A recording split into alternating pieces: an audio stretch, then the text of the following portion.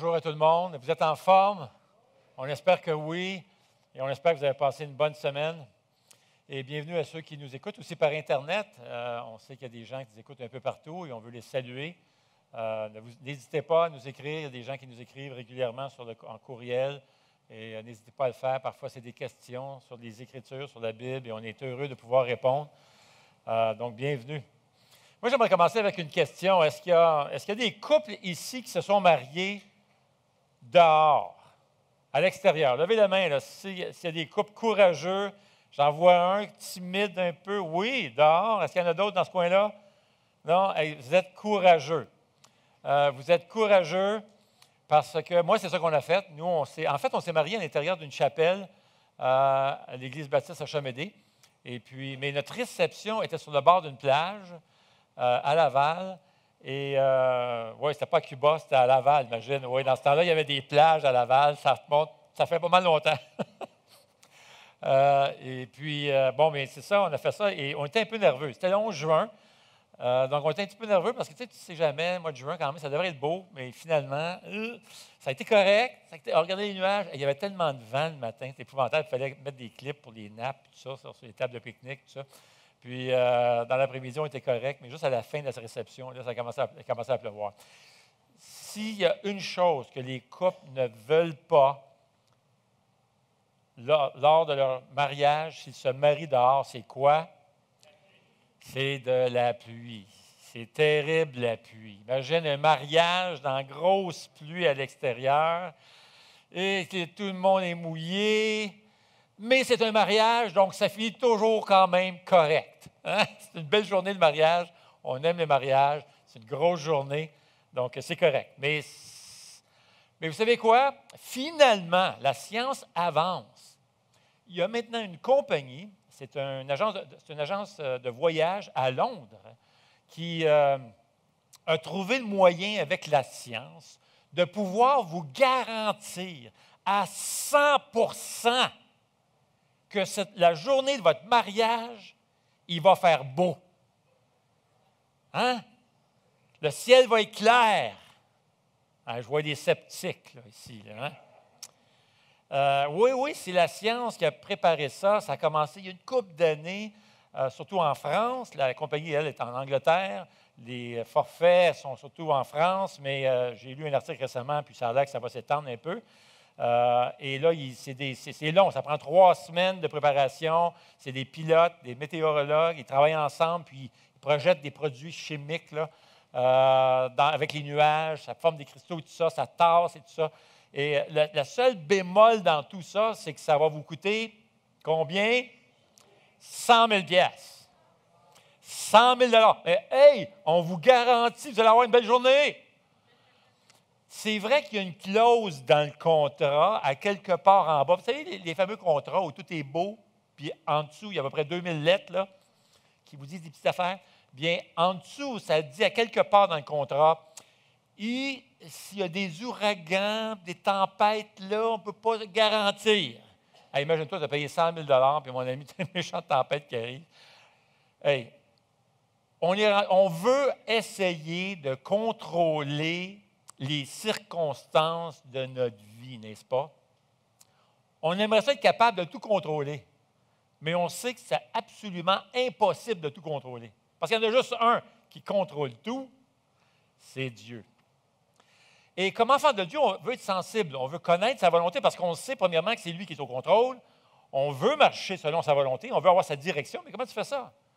Tu es là, tu es en train, tu veux prendre une décision, tu veux déménager. Est-ce que c'est le temps de déménager? Est-ce que c'est la volonté de Dieu que tu déménages? Toi, tu veux déménager, tu regardes les maisons et tout ça, puis d'un coup, tu te dis, à un moment donné, tu te dis, wow, est-ce que c'est la volonté de Dieu qu'on déménage? Est-ce qu'on devrait rester ici ou est-ce qu'on devrait déménager? Ou tu es en train de travailler, tu es dans un emploi, puis tu te poses la question, sais-tu, je pense que je devrais changer d'emploi. Est-ce que c'est la volonté de Dieu que tu changes d'emploi? Je ne sais pas. Comment tu fais pour connaître la direction de Dieu? Vraiment pas évident. Eh bien, c'est ce qu'on veut voir ce matin. On a régulièrement des décisions à prendre, mais comment savoir ce que Dieu veut ou pas? Et c'est ce qu'on veut voir ce matin, alors qu'on arrive à la fin de la lettre de Paul aux Corinthiens. Ça fait plusieurs moments plusieurs mois qu'on est dans cette lettre aux Corinthiens. On était au chapitre 16. On a commencé à regarder dernièrement le chapitre 16. Et là, on va regarder la prochaine section. La dernière fois qu'on était ensemble, on a regardé les versets 1 à 4. Mais là, on va regarder les versets 5 jusqu'au verset 12. D'accord? Ensemble. Alors, si vous êtes avec moi, là, si vous avez votre Bible ce matin, je vous encourage à tourner dans 1 Corinthiens chapitre 16 et versets 5 à 12. D'accord? 1 Corinthiens 16, versets 5 à 12. Juste avant, demandons au Seigneur de bénir notre temps ensemble dans sa parole. Eh bien, Seigneur, on veut te remercier pour cette Église, cette belle grande famille, te remercier pour ceux qui nous écoutent aussi, soit ici, soit par l'Internet. On te prie ce matin que ton Esprit Saint puisse nous conduire dans ce sujet tellement important, alors qu'on veut te plaire, on veut t'honorer dans notre vie, dans nos décisions. Alors on te prie que ton Esprit Saint nous dirige et nous conduise. Illumine les yeux de notre cœur, Seigneur. Et merci pour tout ce que tu fais, pour ta grande bonté, pour ton amour, pour ta fidélité. Au nom de Jésus, nous te prions. Amen. Alors, verset 5. « Je viendrai chez vous, dit Paul. Je viendrai chez vous après avoir traversé la Macédoine, car je vais passer par là. Il est possible que je séjourne quelque temps chez vous ou même que j'y passe l'hiver. Ainsi, vous pourrez m'aider à poursuivre mon voyage où je dois me rendre. Je ne veux pas, cette fois-ci, vous voir seulement en passant, mais j'espère rester quelque temps avec vous si le Seigneur le permet. Cependant, je resterai à Éphèse jusqu'à la Pentecôte, car une porte m'y est largement ouverte pour un travail efficace et les adversaires sont nombreux. Si Timothée arrive, veillez à ce qu'il soit sans crainte parmi vous, car il travaille, tout comme moi, à l'œuvre du Seigneur. Que personne donc ne le méprise. Aidez-le à poursuivre en paix son voyage de retour vers moi, car je l'attends avec les frères. Quant au frère Apollos, je l'ai beaucoup encouragé à venir aussi chez vous avec les frères, mais ce n'était décidément pas sa volonté de le faire maintenant. Il viendra quand il en aura l'occasion. Eh bien, à première vue, on pourrait penser que ce passage ne présente pas grand-chose. C'est finalement un plan de voyage. C'est un plan de voyage de l'apôtre Paul. Il dit, voici ce que je me prête à faire.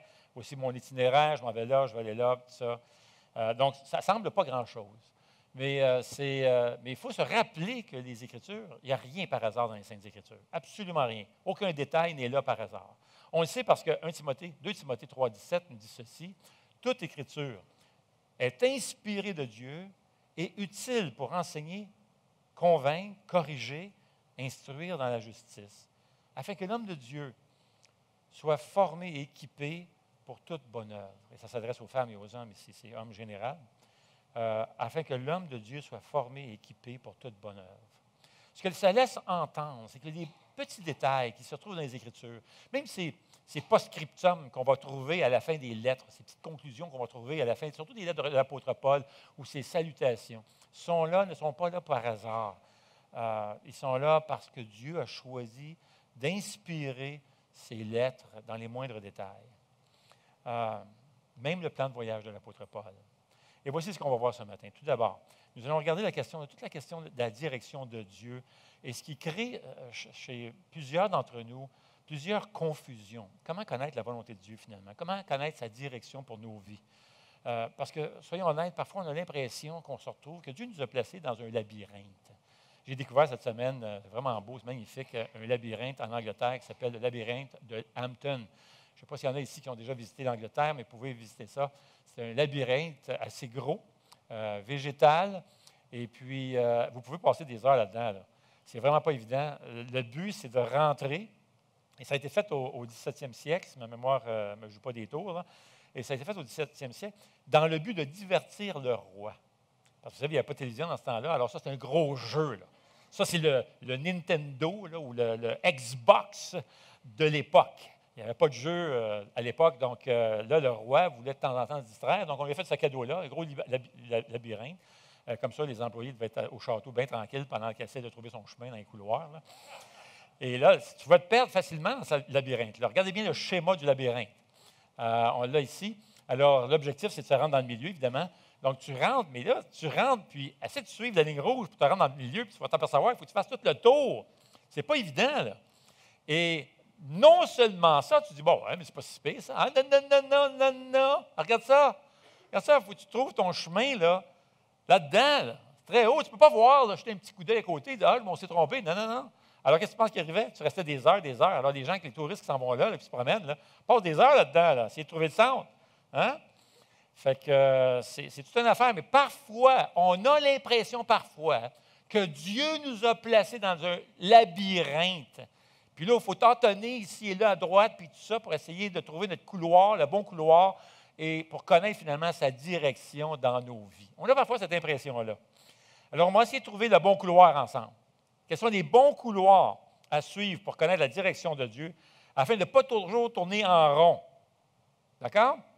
Deuxièmement, on va essayer de comprendre aussi également cette apparente contradiction entre la souveraineté de Dieu, que Dieu contrôle tout, puis en même temps, il nous rend libres, parfaitement libres. Et c'est là on parle de la responsabilité humaine, mon droit, mes responsabilités, de choisir par moi-même. Est-ce qu'on est des robots programmés, créés par Dieu, comme si on était des ordinateurs, ou sommes-nous laissés comme, boum, laissez à nous-mêmes. Dieu nous a créés, puis il nous a laissés sur terre à nous-mêmes. Débrouillez-vous.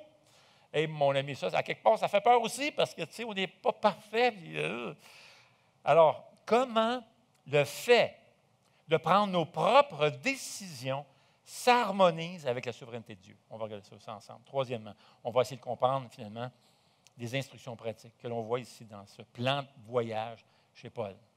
Alors, on essaie de comprendre un peu mieux la question de la direction, de la souveraineté de Dieu, la responsabilité humaine, et aussi comprendre ce que Paul enseigne ici dans cette conclusion à sa lettre. Disons d'abord que Paul termine sa lettre en donnant aux Corinthiens son plan de voyage. Il donne son agenda, son itinéraire. Alors, qu'est-ce qu'on peut apprendre de son plan de voyage? Parce qu'en fait, quand tu regardes son plan de voyage, sa description ici dans ce chapitre, Paul ne donne aucune exhortation ici dans son plan de voyage. Il ne donne aucune directive, aucune exhortation et tout ça. Ça vient après, les exhortations. Mais dans son plan de voyage, il ne donne absolument rien. Et quand ça arrive dans les Écritures, il faut reculer pour essayer d'aller voir à l'arrière-scène quels sont les principes qui ont conduit Paul à avoir cette vision de la direction de Dieu. Et c'est ça qu'on va essayer de faire ensemble. Parce que Paul avait toute une responsabilité sur les épaules qui lui avait été confiée, qui incombait sur ses épaules. Grosse, grosse mission que Dieu lui avait donnée d'aller répandre l'Évangile chez les non-Juifs. Grosse responsabilité qui incombait sur ses épaules. Et non seulement ça, il y avait très peu de temps. Et en plus, il y avait des ennemis qui essaieraient de mettre des bâtons dans les roues, soit de le tuer, l'arrêter, tout ça, en chemin. Donc, imaginez, s'il y avait quelqu'un le matin qui devait se lever et demander au Seigneur, Seigneur, aujourd'hui, dirige-moi. Montre-moi, Seigneur, ta volonté. Montre-moi là parce que c'est tellement pressant, j'ai tellement de demandes. Paul recevait des demandes régulièrement, des lettres de différentes églises. Il avait implanté plusieurs églises. Il y avait d'autres églises qui n'avaient pas implanté, mais ils avaient plusieurs questions sur la Bible. Alors, ils voulaient avoir des réponses. Donc, il y avait des demandes de partout, mon ami. Alors, s'il y avait une personne qui se levait le matin qui devait demander au Seigneur, « Oh mon Dieu, dirige-moi aujourd'hui. Est-ce que je devrais aller à Corinthe aujourd'hui? Est-ce que je devrais aller, je ne sais pas moi, dans l'Asie mineure? Est-ce que je devrais aller, je ne sais pas moi, à Éphèse? Où est-ce que je vais? J'ai tellement de demandes, des papiers sur l'épais. Qu'est-ce que je fais? J'ai des demandes. » Alors, s'il y avait une personne pressée par cette urgence et une mission, écoutez, rien de moins que l'évangélisation mondiale. C'est ça qu'il avait reçu, l'apôtre Paul. Aller répandre l'Évangile dans tout le monde non-juif, c'était gros. Alors, s'il y avait une personne qui avait ce souci-là de connaître la direction de Dieu, c'était bien l'apôtre Paul. Et ce qu'on va voir dans sa description de son voyage, vraiment intéressant. Ça va nous surprendre. Et j'aime bien ce qu'il va dire. Parce que l'apôtre Paul, alors qu'on pourrait s'attendre que l'apôtre Paul attende une voix qui descendrait du ciel pour lui dire où aller compte tenu de l'urgence, compte tenu des dangers, des risques et de l'ampleur de la mission. C'est quelqu'un qui devrait comme attendre une voix qui descendrait du ciel pour lui donner une direction claire sur où il devrait aller, c'est bien l'apôtre Paul. Et pourtant, ce n'est pas ce qu'on voit ici. Pas du tout. C'est très révélateur. C'est très pratico-pratique. On est sur le plancher des vaches, très ouvert. On a un homme ici très sensible à la direction du Saint-Esprit et pourtant, il y a une approche très naturelle et normale sur la direction, sur la question de la direction du Seigneur. Et on va voir ça ensemble. Paul évite deux erreurs extrêmes qui sont communes en passant chez les enfants de Dieu, dans le cercle des chrétiens. Deux erreurs communes. C'est deux extrêmes, deux pôles, tout à fait à l'opposé l'une de l'autre. La première, il y a une erreur qui circule et, faute de meilleures expressions, je vais me servir de cette expression-là, c'est la spiritualité extrémiste. D'accord? La spiritualité extrémiste. Si vous connaissez un meilleur terme pour expliquer ça, vous me le direz, je cherche, pas trouvé. Autrefois, on appelait ça des SS, super spirituels. D'accord? Alors, on va l'appeler spiritualité extrémiste. Ça, c'est un extrême. Et tu as l'autre extrême, que carrément, c'est royalement de ne pas se soucier du tout de la volonté de Dieu puis la direction de Dieu. Alors, tu as les deux extrêmes qui sont, en passant, ces deux extrêmes qui sont deux erreurs. Maintenant, vous connaissez les sports extrêmes. Il y en a qui aiment ça, des sports extrêmes. Hein? Sport extrême. Voici comment Wikipédia définit le sport extrême. Il dit un sport extrême est un terme populaire désignant une activité sportive particulièrement dangereuse, pouvant exposer à des blessures graves en cas d'erreur dans son exercice. Moi, ce matin, j'aimerais vous proposer que si Wikipédia devait définir la spiritualité extrémiste, voici comment il la définirait. Il dirait la spiritualité extrême ou extrémiste est un terme désignant une pensée spirituelle particulièrement dangereuse, pouvant exposer à des blessures graves en cas d'erreur dans son exercice. Et on a entendu bien des histoires, bien des drames à travers les années où les gens étaient convaincus que c'était la volonté du Seigneur de suivre tel chemin, puis finalement se retrouver dans l'erreur, puis c'était au bout du compte que leur propre volonté qui s'était réalisée, ce qu'ils voulaient, ce qu'ils aspiraient. Et il y a des drames, là, il y a des histoires d'horreur dans ça, là, on a entendu parler. Alors ça, c'est la première erreur que l'on retrouve dans le milieu chrétien sur la question de la direction. Maintenant, on a probablement tous été attirés par cette erreur-là, mais quelle n'a pas été la déception de plusieurs de découvrir finalement qu'ils s'étaient trompés. Alors, c'est quoi la spiritualité extrémiste? C'est d'essayer de trouver la direction de Dieu en suivant une sorte d'intuition, une sorte d'impulsion. Ça a rapport à les feelings. C'est une sorte d'impression pour finalement réaliser que ce qu'on croyait clairement être la volonté de Dieu, finalement, où on pensait qu'il nous dirigeait dans une voie, s'avère finalement que c'était juste une erreur, c'était un feeling. Et ça s'avère que c'était une erreur. Je ne sais pas si, connaissez-vous, peut-être que vous êtes trop jeune pour ça. Est-ce que ça vous dit quelque chose, un laitier? Avez-vous connu ça? D'autres, non. Hein? Peut-être c'est sûr que vous avez vu des films, tout ça, vous avez peut-être vu des laitiers dans les films. Hein? Un laitier, pour ceux qui ne le savent pas, pour ceux qui sont trop jeunes, c'était dans mon jeune temps, il y a une centaine d'années passées. Là. Un laitier, c'était. Ma mère faisait venir un laitier de ça chez nous. Elle avait un carton, mettait un carton dans la fenêtre. Vous vous souvenez de ça, là, pour ceux qui s'en souviennent? Là? Et là, elle écrivait 2 bouteilles de lait. D'accord? Bon, tu n'avais pas le luxe de choisir écrémé ou 1 ou 2 Non, bouteille de lait. Boum. Là, tu avais la grosse crème. C'était comme. Tu buvais ça, mon ami? Là?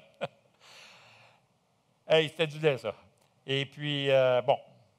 Alors, tu commandais tes bouteilles de lait, une bouteille de lait ou 2 bouteilles de lait, puis ça, c'est toi qui commandais ça, puis le laitier, finalement, le laissait sur le balcon chez vous, en avant chez vous. Tu ouvrais ta porte le matin, puis tu avais ton lait qui t'attendait sur le balcon. Eh bien, imaginez, il y avait une jeune fille qui est allée voir son pasteur, puis elle lui a demandé, elle lui a dit, écoutez, monsieur le pasteur, elle a dit, je sens que le Seigneur me dirige pour aller en mission. Je sens vraiment que le Seigneur est en train de me diriger, là, que je m'en aille là, vraiment comme missionnaire. Oui, c'est bon, c'est super beau. C'est excellent, c'est un beau ministère et tout ça. Alors, le pasteur a voulu creuser un petit peu plus loin et lui a demandé qu'est-ce qui t'emmène à être convaincu que Dieu t'appelle à aller en mission, tout ça. Bien, finalement, elle a dit, bien, moi, elle dit, c'est parce qu'un matin, j'ai prié. J'ai demandé au Seigneur, j'ai dit au Seigneur, Seigneur, ce matin, si le laitier laisse 2 bouteilles de lait sur le balcon, au lieu d'une, ce sera ta volonté ton signe que tu veux que je parte en mission. OK. Fait que le pasteur regarde ça, puis il dit, bon, le pasteur a commencé à creuser un petit peu en discussion, pour finalement découvrir que le laitier se trompait très souvent. Il mettait souvent 2 bouteilles au lieu d'une. Qu'est-ce que tu fais avec ça? Et là, le pasteur lui a dit ceci. Il a dit, sais-tu, c'est une grosse décision. Il dit, si toute ta décision d'aller en mission et chambarder toute ta vie repose sur une bouteille de lait, honnêtement, là, ça ne fonctionnera pas. Là. Et en passant, loin de moi de regarder cette jeune fille de haut, d'une manière hautaine et orgueilleuse, puis me moquer d'elle, absolument pas. Parce que vous savez, parfois, en désespoir de cause, on va chercher bien des moyens pour essayer d'obtenir, devant des décisions importantes et tout ça, on va essayer de demander toutes sortes de choses au Seigneur pour nous donner l'assurance que nous sommes vraiment en train de suivre sa direction. Donc, je comprends ça. Je comprends ça. Mais ce qu'on va voir, c'est que la moyenne au bâton n'est vraiment pas bonne. On entend des histoires de drames et des horreurs où des gens étaient convaincus. Ils parlaient, puis c'était comme Dieu m'a dirigé, Dieu me dirige, Dieu me dirige. Et c'est juste ça qui sortait de leurs lèvres, de leur bouche et tout ça, pour finalement réaliser au bout du compte qu'ils s'étaient royalement trompés. Puis comme là, ils sont dans des... Ouf! Et c'est des drames parfois. Tu regardes les expériences des enfants de Dieu et s'enligner comme ça pour trouver la direction du Seigneur, plus souvent qu'autrement, ça ne fonctionne pas du tout. C'était de l'erreur. C'est des erreurs. Ce n'est pas comme ça qu'il faut s'enligner. Ce n'est pas ce qu'on va voir chez Paul. On ne voit pas ça chez Paul. Maintenant, évidemment, nous savons que Dieu est au contrôle. Oui, on ne nie pas ça. On sait, on l'affirme que Dieu est au contrôle.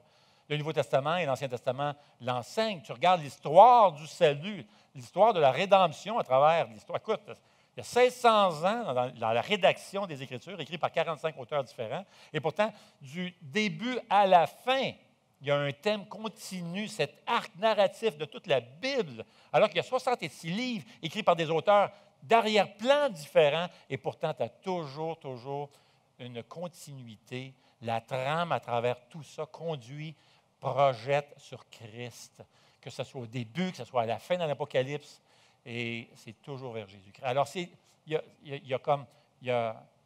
Dieu est souverain. Dieu est au contrôle. Il est en arrière, il est au contrôle de l'histoire, il est en arrière de nos vies, il contrôle. Alors ça, c'est évident. Jésus l'a enseigné. Jésus est allé même dire au point que Jésus se soucie à un point tel qu'il connaît même chaque cheveu sur ta tête. Imagine. Alors, on sait ça. Alors, on a beaucoup de sympathie pour ceux et celles qui veulent être guidés dans les moindres détails de leur vie. Mais cela étant dit, la spiritualité extrémiste ne fonctionne pas beaucoup. Ça ne fonctionne pas vraiment. La moyenne au bâton est très faible. Les gens qui semblent un jour très confiants d'avoir été conduits par le Seigneur, puis ils ont eu des signes et tout ça, puis finalement, ça s'avère que quelques années passent, ils nous disent, c'est ce que moi je voulais, puis j'ai forcé les affaires. T'sais. Ou peut-être pas, peut-être que j'étais sincère, mais je me suis trompé. Alors, est-ce qu'on trouve cette spiritualité extrémiste chez Paul? Bien, regardons ses paroles. Car je ne veux pas qu'on se retrouve là-dedans, je ne veux pas moi-même commettre cette erreur-là. Et il m'est arrivé dans le passé de commettre ces erreurs-là, puis ça m'a coûté cher. Pour finalement réaliser que je suivais ma propre volonté. Alors, on ne veut pas aller là, on ne veut pas faire ça. Alors, regardons les paroles de Paul. Regardez bien ce qu'il dit au verset 5. Regardez son langage. Il dit, « Je viendrai chez vous après avoir traversé la Macédoine, car je vais passer par là. » Ce qui nous frappe ici, c'est qu'il n'y a aucune trace d'exagération. Il y a un plan bien clair. C'est rationnel, c'est un plan clair. Comme on le voit au verset 5, « Je viendrai vers vous après avoir passé par la Macédoine. » Son plan est clair et il est immédiatement suivi d'une incertitude au verset 6. Il dit, « Il est possible que je séjourne quelque temps chez vous ou même que j'y passe l'hiver. » Mais pas certain. Je pense, j'espère, mais je ne suis pas sûr. Vous voyez? Maintenant, s'il y avait une personne qui aurait dû recevoir une voix ou un signe, quelque chose, pour lui donner une direction claire, avec toutes les responsabilités qui incombaient sur ses épaules, c'était bien l'apôtre Paul, et pourtant, non, il dit, je pense bien, je m'en vais là, mais j'espère pouvoir passer chez vous. Pas sûr, je ne suis pas certain. Alors, verset 6, il est possible que je séjourne quelque temps chez vous, ou même que j'y passe l'hiver.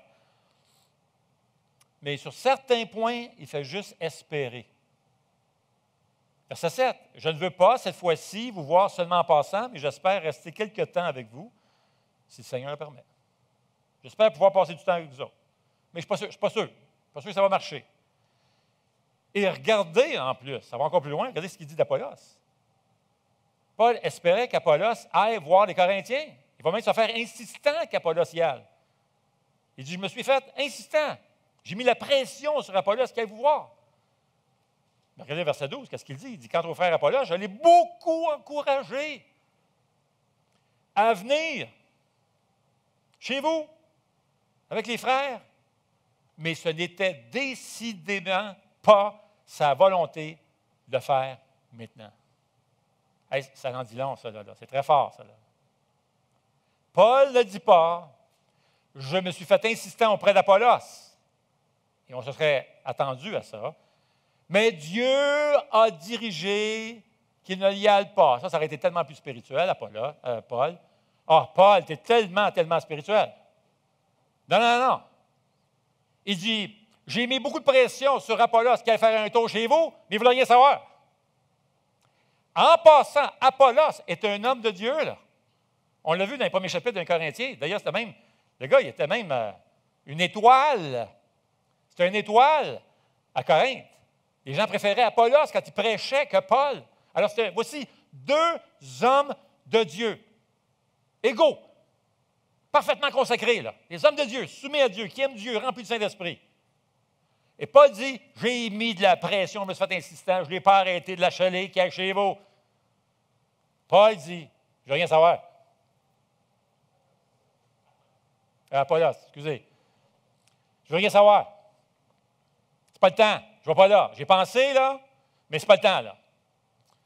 Là, on se dit, hein, tout de suite, hein, les jugements, hein. Tout de suite, hein, il y a une réaction. Quelqu'un parlerait de même ici à l'Église. Oh! Hey, as-tu vu? Je veux qu'ils viennent à ma sortie là-bas, puis tout, puis ils refusent. Avez-vous remarqué comment Paul n'est pas gêné? Hey, es-tu bien dans sa peau, Paul?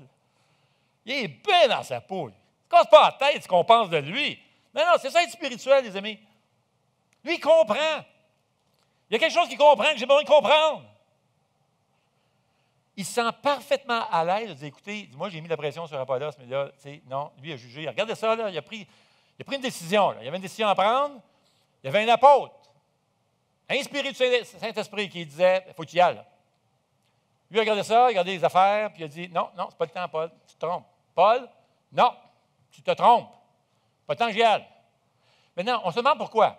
J'ai un indice, je pense, ça c'est juste ma théorie, là, je ne suis pas sûr, là, mais quand on a étudié la série au premier chapitre, hein, on a vu que l'apôtre Paul, c'était une étoile chez les Corinthiens. Probablement, il y avait toute cette division dans l'Église, il y avait des clans. Puis probablement qu'Apollos voulait donner du temps, il ne voulait pas aller tout de suite, il avait entendu toutes ces rumeurs et tout ça, que l'Apollos, on a tellement hâte que tu t'en viennes, tout, on a tout préparé que tu viennes, tout ça, on t'a loué un hôtel 5 étoiles, tout ça. Hey, tu étais tout un prédicateur, oh yes! Probablement qu'il a entendu toute cette division-là et l'état spirituel de cette Église-là, puis il a dit, c'est vraiment pas le temps, là. Je ne veux pas aller là, moi, ils vont me mettre sur comme un piédestal, tout ça. C'est pas le temps. Il n'y aura pas cette ambiance que je recherche. Mais c'est frappant, là. Puis regardez les verbes de l'apôtre Paul. Je viendrai, verset 5. Verset 6, il est possible. Verset 7, je ne veux pas. Verset 8, je resterai. Paul savait qu'il devait prendre une décision, puis il dit aux Corinthiens ce qu'il avait décidé. C'était ses intentions, mais c'était un espoir, hein, il espérait. Mais je ne gêne pas du tout de leur dire qu'Apollos, lui, il ne veut pas y aller, il n'ira pas. Il ne le juge pas, il respectait ça. Et pour Apollos, il avait réfléchi, puis il avait pris sa décision. Vois-tu, Paul évitait de faire l'erreur, de commettre l'erreur de la spiritualité extrémiste. Il était terre à terre. Maintenant, il aimait Dieu, il aime Dieu, rempli du Saint-Esprit, il est soumis à Dieu. Mais il ne s'attend pas à recevoir un signe du ciel ou une voix du ciel, etc., pour le conduire et lui donner une direction claire. Absolument pas. Il réfléchit, il pense, et on va voir ça tantôt, quelques indices à suivre qui vont peut-être nous aider dans notre direction quand on cherche la direction du Seigneur. Mais ça, c'est la première erreur, la spiritualité extrémiste. On l'appelle comme ça, faute de mieux. La seconde erreur que nous commettons, c'est d'aller à l'opposé, de ne pas assez se soucier de la volonté de Dieu, de faire complètement notre tête, puis de même pas s'arrêter pour demander la volonté de Dieu. C'est quoi qu'il veut. D'accord? Nous commettons parfois l'erreur de ne pas se soucier de la volonté de Dieu. Maintenant, Dieu nous a créés à son image, il nous a créés avec des responsabilités. Il nous a créés de telle manière qu'on puisse prendre des décisions et que l'on puisse se servir de notre pensée, de notre intelligence. Mais il y a un danger d'aller trop loin dans l'autre sens, en ne nous servant que de notre pensée, de notre intelligence, et ne jamais se soucier, jamais se fier finalement au Seigneur. Et c'était aussi un problème chez certains chrétiens d'autrefois, puisque Jacques se sent poussé à écrire à certains chrétiens pour les avertir de ne pas tomber dans ce piège, parce que certains avaient tombé dans le piège. Regardez bien ce que Jacques dit à un moment donné. Il écrit à certains chrétiens, puis il dit ceci, il dit, à vous maintenant qui dites, aujourd'hui ou demain, nous irons dans telle ville, où nous y passerons une année, nous y ferons les affaires, et nous gagnerons de l'argent. Vous qui ne savez pas ce qui va arriver demain,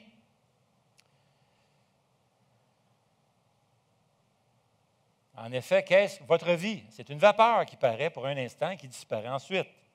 Vous devriez dire au contraire, si Dieu le veut, nous vivrons et nous ferons ceci ou cela.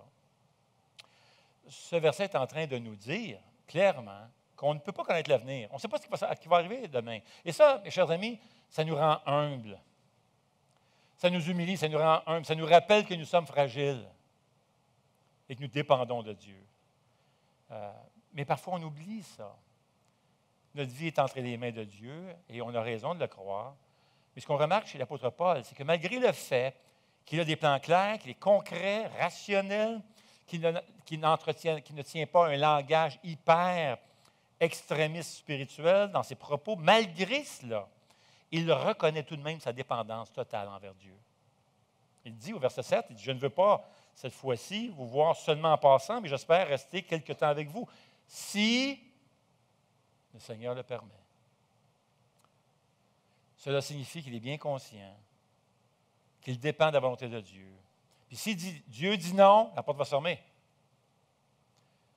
Et je présume que le Seigneur a dit oui au verset 9. Et c'est la raison que Paul reste à Éphèse plus longtemps. Il dit au verset 8, plutôt, il dit « Cependant, je resterai à Éphèse jusqu'à la Pentecôte. » Et verset 9, « Car une porte m'y est largement ouverte pour un travail efficace et les adversaires sont nombreux. » As-tu déjà cru que ce n'était pas la volonté de Dieu que tu trouves un tel endroit parce qu'il a commencé à avoir des problèmes? Pourtant, Paul est en train de dire qu'il était parfaitement dans la volonté de Dieu, parfaitement dans la volonté de Dieu. Pourtant, il dit les adversaires sont nombreux. Encore là, on se trompe parfois parce qu'on regarde les circonstances et on dit ah, c'est pas la volonté de Dieu que je sois ici. Pourtant, Pierre lui-même était dans une tempête, en train de marcher dans l'eau et en train de se noyer. Il était exactement là où Dieu le voulait. En plein dans cette tempête, en train de marcher, découvrir la foi dans le Seigneur Jésus, finalement découvrir Jésus-Christ. Parfois, Dieu va permettre ces tempêtes dans nos vies. Et Dieu va fermer parfois des portes. Et parfois, quelques portes sont fermées et claquent sur nos doigts. Avez-vous déjà connu ça, vous autres? Quand Dieu ferme une porte, des fois, puis ça ferme fort, là. Puis tu avais voulu faire de ta volonté, tu t'en allais dans cette direction-là, puis Dieu, pour t'épargner, puis tout claque la porte, mais tu as laissé tes doigts là parce que toi, tu voulais continuer là-bas. Puis là, le Seigneur a dit non, tu n'iras pas là, mon gars. Ah, mon Dieu, oui. Il gaffe. Ah. Et on connaît cette expression-là, hein, la porte ouverte, porte fermée, tout ça. Mais ça, vous savez, c'est devenu un cliché parmi le milieu évangélique, mais ça vient de la Bible, ça. C'est biblique. Dieu, parfois, va fermer une porte et parfois, il va en ouvrir une autre. Ça fait mal parfois. Tu t'en vas pour t'acheter une maison, et là, tu es tombé en amour avec une maison. C'est exactement tous les critères. Tu avais prié pour ça, puis c'est exactement ce que tu recherchais. C'est la maison des maisons. Tu as fouillé là, du proprio, des agents et tout ça, d'immeubles et tout ça. Tu fouilles, tu as vu 30 maisons, tu as visité, etc. Puis tu es en plein celle-là, tu t'en vas faire une offre. Oh, c'est vendu. La porte s'est fermée. Ou encore, alors que ça commençait finalement à aller super bien à ton travail. Finalement, ça commençait à aller super bien à ton travail. Tu perds ton emploi. Ça fait penser à ce jeune homme-là qui a été loyal envers son employeur, super loyal. Et l'entreprise avait passé à travers des temps vraiment difficiles et tout ça. Puis lui, il est resté fidèle, loyal à son entreprise, là. Et puis, il est resté là pour être loyal envers son employeur, envers son patron. Puis, par 2 fois, il a refusé Il y avait des chasseurs de tête après lui et tout ça pour trouver un bel emploi professionnel et tout ça. Et puis, par 2 fois, il avait refusé finalement d'aller là. Il a refusé des belles occasions d'avoir un bel emploi pour rester loyal à son patron. Mais là, son patron est allé le voir pour lui dire finalement, sais-tu, hier soir, je viens de vendre ma compagnie. Puis il n'y a pas de travail maintenant pour toi ici. Le gars perd son emploi après avoir été loyal. Maintenant, vous allez dire, ouf, c'est une approche assez cavalière pour un patron, alors que lui, ce gars-là, cet employé, il a tellement été loyal. Mais c'est ça, le monde, ça va arriver dans le monde. Il faut s'y attendre, ça va arriver, des portes vont se fermer. Mais vous savez quoi? Des portes vont se fermer. Mais quand Dieu ferme une porte, tu sais quoi? Il en ouvre toujours une ailleurs. Est-ce que j'entends des amen? Il en ouvre une ailleurs. Alors, voici 2 extrêmes, 2 erreurs à éviter. Alors, quelle est la bonne manière d'obtenir une direction? Qu'est-ce qu'il faut faire? Maintenant, la direction repose entièrement sur Dieu et entièrement sur toi. Moi, je sais. C'est hallucinant. Comment ça peut se... Dieu est Dieu. Dieu est Dieu. Écoutez, il y a un théologien, un éminent théologien qui a dit au siècle passé, il l'a expliqué comme ceci, mais il ne l'a pas expliqué dans le fond. Il donne cette phrase-là. Il dit, Dieu prédestine les actes libres de son peuple. Vous vous amuserez avec celle-là ce midi, chez vous, à essayer de démêler ça. Dieu prédestine les actes libres de son peuple. Ouf. Oui, parce que dans un sens, Dieu nous rend libres. Il nous rend parfaitement libres en Jésus-Christ. Il nous rend responsables de la vie qu'on mène, des décisions qu'on va prendre, tout en réalisant parfaitement ses desseins pour chacun d'entre nous. C'est comme on dit en anglais, mind-boggling. Ce qui laisse entendre que Dieu est au-dessus de notre entendement, il est au-dessus de nous autres. Nous n'avons pas la perception juste de Dieu. Dieu est omnipotent, omniscient, omniprésent, il est infini, il est éternel. Dire que Dieu me rend libre en Jésus et ultimement réalise toute sa volonté, que ça fasse mon affaire ou pas, là, que je fasse des gaffes ou pas, c'est dire qu'il est incompréhensible. Miséricordieux, bon et puissant, et mon ami, ses voies ne sont pas nos voies. Alors, comment agir? Comment s'orienter? Comment se retrouver dans tout ça? Voici 2 principes à retenir qui vont nous aider, d'accord, pour nous orienter. Premièrement, accepte la réalité de la souveraineté de Dieu et son règne sur ta vie avec joie. C'est gros, ça.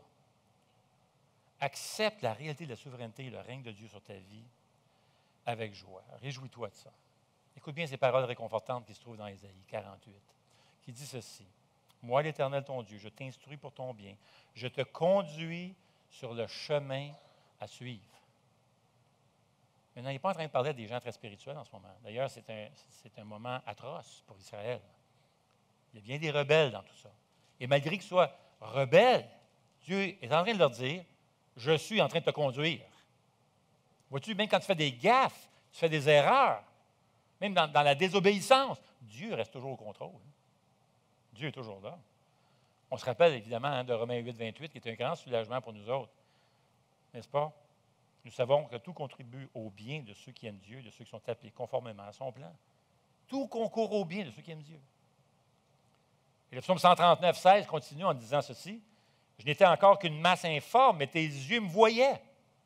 Et sur ton livre étaient inscrits tous les jours qui m'étaient destinés avant qu'un seul d'entre eux n'existe. Oh, verset 17, que tes pensées, ô Dieu, me semblent impénétrables. Tous tes jours sont écrits. C'est incroyable. C'est rassurant pour nous de savoir ça, pas vrai? Que même quand tu fais des bêtises, des gaffes, Dieu va réaliser son plan et tout ça, ses desseins à travers tout ça. Mon ami. Psaume 73 qui dit ceci. Il dit, « Je suis toujours avec toi, tu m'as empoigné la main droite, tu me conduiras par ton conseil, puis tu me prendras dans la gloire. » Mais ces vérités-là, ça ne change pas. Quoi que tu fasses, ça ne change pas. Là. C'est les desseins immuables de Dieu. Ça ne change pas. Alors, acceptons la souveraineté de Dieu. Acceptons son règne sur notre vie avec joie. Réjouis-toi de ça. De te rappeler, écoute, Dieu est au contrôle. Quoi qu'il arrive. Alors, Dieu prendra nos erreurs, nos gaffes, nos mauvaises décisions, puis il va s'en servir pour accomplir ses desseins. Et c'est glorieux comme vérité. Alors, premier principe, d'accord? Accepte avec joie la souveraineté de Dieu et le règne sur ta vie. Deuxièmement, accepte la réalité de la responsabilité humaine dans ta vie. Accepte-le aussi. Tu es responsable, là. Alors, voici quelques conseils, quelques indices. Je vais vous en donner, c'est pas long, je vais vous donner 5. Ces 5-là m'ont beaucoup aidé et ça va vous aider toute votre vie. D'accord? Ça, c'est des choses précieuses. À ne pas oublier, à toujours revenir à ça. 5 indices pour nous aider à trouver la direction de Dieu dans nos vies. Premièrement, sers-toi de ton intelligence. OK? Mais, sers-toi de ton intelligence renouvelée. Regardez bien, on vient au monde là, avec un paquet, on est entouré, le monde, tout ça, le travail, nous bombarde de pensées, certaines desquelles sont très bien, mais c'est plein de pensées qu'on nous jette dessus, soit la télévision, la radio, tout ça, les amis et tout ça, qui sont des pensées du monde et qui ne sont pas selon la vision du monde telle que Dieu la conçoit. Et nous avons constamment besoin de renouveler notre intelligence afin de voir le monde à travers la lentille de Dieu. Voyez-vous? Et c'est ce que dit Romains 12, 2. Ne vous conformez pas au monde actuel, mais soyez transformés par le renouvellement de l'intelligence afin de discerner quelle est la volonté de Dieu, ce qui est bon, agréable et parfait. Ton intelligence a besoin de se renouveler afin d'être de plus en plus selon la pensée de Dieu. C'est vraiment intéressant parce qu'entre les deux services, je jasais avec les gens, puis un frère qui est venu me voir, puis il me dit exactement ça. Il dit, Normand, c'est exactement ce qui s'est passé lorsque j'ai pris une décision très importante dans ma vie. C'était majeur, c'est une question de choix de carrière et tout ça. C'était majeur. Et c'est exactement, il dit, parce que mon intelligence s'était renouvelée avec la pensée de Dieu, mes valeurs avaient changé et j'ai fait un choix dramatique dans mon choix de carrière à cause de cela, à cause de la pensée renouvelée. Et tu vas voir, lorsque tu vas de plus en plus, tu vas grandir dans ta foi, la maturité et tout ça, tu vas commencer à voir le monde, à prendre des décisions, les valeurs vont commencer à changer et les choses vont tomber en place. Tu vas pouvoir de mieux en mieux discerner vraiment ce qui est bien et la direction de Dieu. Deuxièmement, c'est à toi de la parole de Dieu. Vous vous rappelez ce psaume 1 qui dit quoi? Heureux l'homme qui trouve son plaisir dans la parole de Dieu, psaume 1, et qui la médite jour et nuit. En d'autres mots, heureux ceux et celles qui ne se laissent pas influencer par le système du monde, les valeurs du monde et tout ça, par la pression des gens, mais qui vraiment s'imprègnent de la parole de Dieu. Parce que la parole de Dieu vient corriger toutes ces pensées erronées qu'on a, toute ton identité aussi. Tu t'es fait dire toute ta jeunesse que tu n'étais pas bon, pas bonne. Moi, il y a une femme qui me dit, elle dit, Normand, j'ai été élevé par une mère qui n'arrêtait pas de me dire que j'étais niaiseuse, je n'étais pas bonne et tout ça. Mais j'ai dit, c'est pas ce que tu es. C'est un mensonge. Regarde ce que tu es dans les Écritures. Et à regarder ta nouvelle identité en Jésus. Comment tu es un être aimé, important. Et on a regardé toute la nouvelle identité. Là, on regarde toute la nouvelle identité. On a fait une série là-dessus en passant dans le travers Éphésiens. Qui s'intitule Pour qui te prends-tu? Alors, vous avez juste à aller voir pour vous faire écouter la série si vous avez besoin, si vous voulez, traverser la lettre aux Éphésiens. Et ça regarde toute notre nouvelle identité en Jésus. On a besoin de se tremper dans les Écritures afin de corriger toutes ces pensées erronées qui sont là en nous. D'accord? Alors, sers-toi de la parole de Dieu pour avoir une meilleure direction, claire.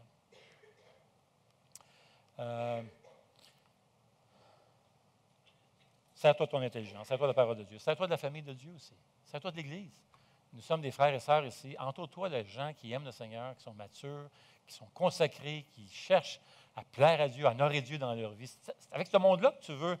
Tu ne veux pas te divorcer, t'éclipser du monde. Évidemment, on travaille dans les milieux de travail, tout ça, absolument. Tu veux être certainement social, passer du temps avec les gens. Absolument, ceux qui ne connaissent pas le Seigneur, tu veux pouvoir les aimer, leur montrer l'amour de Christ, absolument. Mais en même temps, tu as besoin de t'entourer de chrétiens qui aiment Dieu. Tu as besoin, lorsque tu as des décisions à prendre, pourquoi pas te servir des gens? Dieu a béni l'Église, il y a des gens qui ont des dons, il y a des gens qui ont plein de talents autour. Sers-toi de ta famille. Et c'est pour ça qu'on vous encourage à participer à Libération 21 qui s'en vient dans 2 semaines. Là. On va avoir le pré-lancement, là, un 21 jours de prière et de jeûne, là, où on veut vous encourager, on veut ensemble en Église, se mobiliser toute l'Église ensemble et prier que Dieu fasse un réveil dans notre vie, qu'il nous libère, et c'est le thème de cette année, de l'amertume à la grâce. Que Dieu nous libère de toutes ces amertumes qui peuvent être logées au bas fond de notre cœur et qu'on puisse connaître une grande libération dans notre vie. Que Dieu fasse un réveil, une libération chez nous, dans mon cœur, dans mon foyer, chez nous, à mon travail et partout autour de l'Outaouais, que les gens puissent découvrir la vraie liberté en Jésus-Christ. C'est pour ça qu'on veut se réunir ensemble 21 jours de prière et de jeûne. Participez, engagez-vous. Et si vous ne faites pas partie d'un groupe maison, on vous encourage, donnez votre nom au kiosque. On a même préparé des études, on va passer à travers le livre de Ruth ensemble dans les maisons.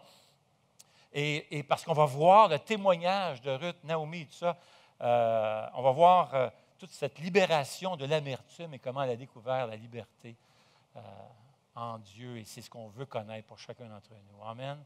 Alors, Libération 21, engagez-vous, engageons-nous là-dessus, que Dieu puisse faire tout un réveil parmi nous. Alors, on veut se servir de notre intelligence renouvelée, se servir de la parole de Dieu, afin de nous faire découvrir finalement son auteur, faire découvrir Dieu lui-même.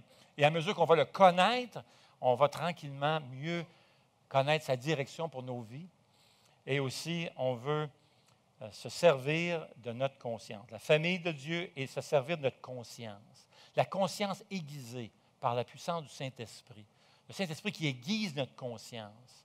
Lorsque notre conscience est bien développée, soigneusement développée, là, imprégnée par la parole de Dieu, Dieu va se servir de ta conscience pour te guider dans ces moments où tu n'as pas le temps, où tu ne peux pas. Souvent, on va se retrouver dans des décisions, on doit prendre des décisions rapidement. Et c'est des décisions fortes, déterminantes, c'est capital, mais ça doit se prendre vite, tu es pris. Tu n'as pas le temps de consulter tout ça.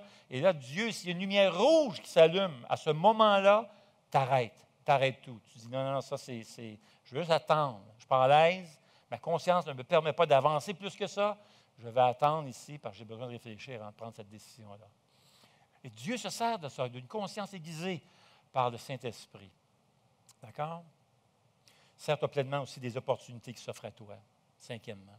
Tu sais, il y a des gens qui sont là, ils ne sont pas heureux dans l'état où ils sont, là, puis ils rêvent, ils sont passifs en attendant, puis ils rêvent à des jours meilleurs. Ils sont là peut-être dans leur mariage, soit à leur travail, tout ça. Ils ont juste hâte de quitter. Et certainement, si tu peux avoir une promotion à ton travail, on n'est pas en train de dire non, là, tu y vas. Absolument. Mais lorsque la porte est fermée, tu ne peux pas avancer, ça ne marche pas, c'est bloqué là. Donne-toi pleinement où tu es. Saisis les opportunités qui sont là présentement. Sois le meilleur employé que tu peux être, là où tu es, et honore Dieu où tu es. C'est ça la direction de Dieu, finalement. Elle est là. Saisis les opportunités qui sont là présentement dans ta vie. Sois le meilleur mari, deviens le meilleur mari que tu peux devenir. La meilleure épouse que tu peux devenir. Le meilleur célibataire que tu peux devenir afin d'honorer Dieu. C'est là que ça se passe. Tout de suite. Eh oui, attends pas, ne sois pas passif. Ah oui, un jour peut-être. Ah oui. Ou c'était mieux le passé, hein? La nostalgie du paradis perdu. C'est tellement bon dans le pas. Non, regarde, tu es là présentement. Dieu t'a guidé où tu es présentement. D'accord? Donc, donne-toi à fond là où tu es. Est-ce que j'entends des amens dans la salle? C'est ça, mes amis. Et c'est exactement ce que Paul fait ici, dans 1 Corinthiens 16. Que le Seigneur nous dirige, nous conduise. Absolument. Parfois, il va fermer des portes. Parfois, il va ouvrir des portes. Mais nous voulons l'honorer. Amen. Seigneur notre Dieu, combien nous te louons de savoir que tu es au contrôle. Tu es parfaitement souverain. Mais tu nous as donné aussi cette responsabilité de choisir, de prendre des décisions. Et Seigneur, ces décisions, nous voulons les prendre de manière à t'honorer dans chaque domaine de nos vies. Alors on veut se donner, Seigneur. On veut renouveler notre intelligence, ressembler de plus en plus au caractère de Jésus, afin que nos décisions puissent être prises en te glorifiant, en t'honorant, Seigneur. On veut aussi s'imprégner de la parole de Dieu. On veut s'engager dans l'Église, bâtir de bonnes relations en communauté avec les frères et sœurs qui t'aiment. On veut aiguiser notre conscience, marcher dans l'Esprit afin que l'Esprit puisse parfaire notre conscience. Et on veut se donner pleinement aux occasions, aux opportunités qui s'offrent à nous présentement. On veut t'honorer là où on est, parce qu'on sait qu'au bout du compte, tu nous as placés là, Seigneur. Et oui, il y a des situations, si on peut se sortir de certaines situations, absolument, comme Paul disait. Si vous êtes esclave et vous pouvez vous libérer, allez-y, sautez sur l'occasion. Et Dieu comprend, tu comprends ça, Seigneur, qu'il y a des occasions qui sont difficiles et on se sent prisonnier. Et parfois, tu ouvres des portes pour qu'on puisse s'en sortir. Mais en attendant, si la porte est fermée, nous voulons, Seigneur, accepter avec joie que tu es parfaitement au contrôle. Et nous voulons t'honorer là où on est, Seigneur. Au nom de Jésus, pour ta gloire. Amen.